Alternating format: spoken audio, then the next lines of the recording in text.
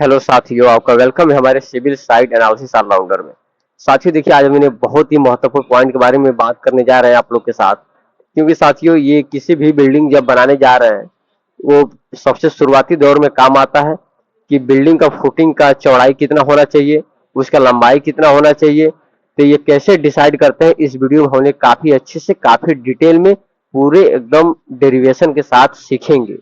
क्योंकि साथियों, यहाँ पे आप हेडिंग में देख सकते हैं, how to calculated the size of the footing, यानी इस फुटिंग का साइज कैसे कैलकुलेट करें, कितना लंबाई देना चाहिए, कितना चौड़ाई देना चाहिए। इस सब चीजों के बारे में हम आप लोग के साथ आज डिस्कस करेंगे, काफी आसान तरीके से, आसान भाषा में। इसलिए साथियों, क्योंकि ये पॉइंट जो है बिल्डिंग में काफी महत्वपूर्ण भूमिका है, और इसलिए वीडियो में बने रहिएगा। मैं उम्मीद करता हूँ कि आप लोगों को मैं जो भी बताऊंगा बिल्कुल समझ में आ जाएगा। इसलिए साथियों देखिए, जैसे ये फुटिंग दिख रहा है, तो कितना लंबा होना चाहिए, कितना चौड़ा होना चाहिए, ये कैसे डिसाइड करें, तो आइए आप लोग को मैं यहाँ पे सिखाता हूँ।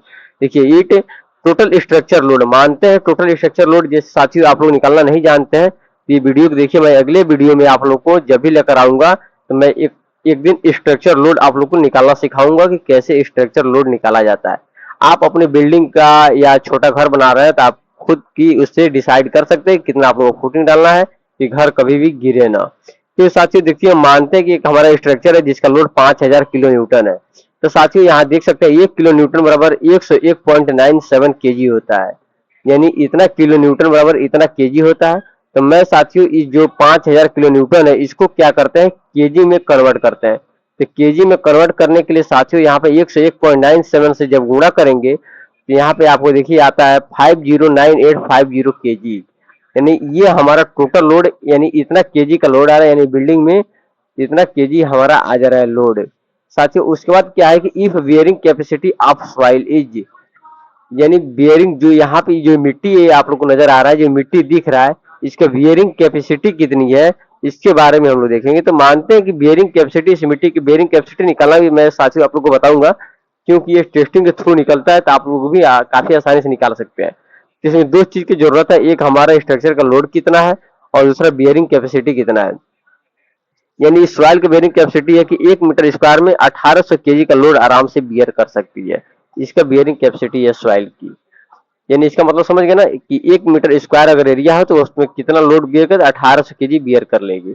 और साथ ही उसके बाद हमारा आता है कि एरिया रिक्वायर्ड फॉर फुटिंग, यानी कितना एरिया रिक्वायर्ड है फुटिंग के लिए, ये हम देखेंगे। तो इसके निकालने के लिए साथियों क्या है कि टोटल स्ट्रक्चर लोड, यानी कितना हमारा टोटल लोड है, divide by bearing capacity of soil.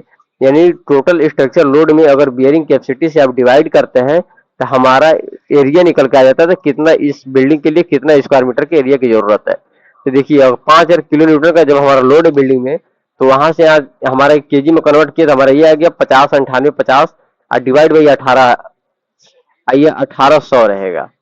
ये डिवाइड बाई 1800, तो हमारा आ जाता है 28.325 मीटर स्क्वायर।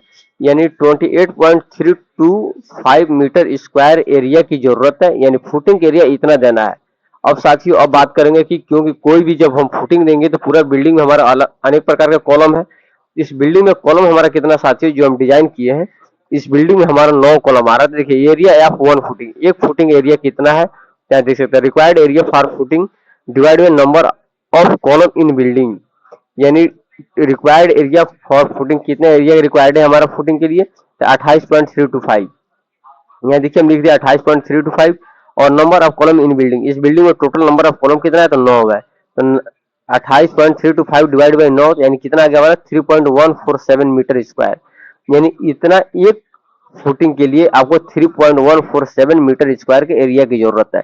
वो चाहे साथियों आप लंबाई चौड़ाई में दे सकते हैं, एक लंबाई कम कर सकते हैं, लंबाई ज्यादा कर सकते हैं, लेकिन उसको गुणा कराने पे हमारा एरिया इतना आना चाहिए। तो हमने क्या है कि इसको स्क्वायर फुटिंग में दिया है।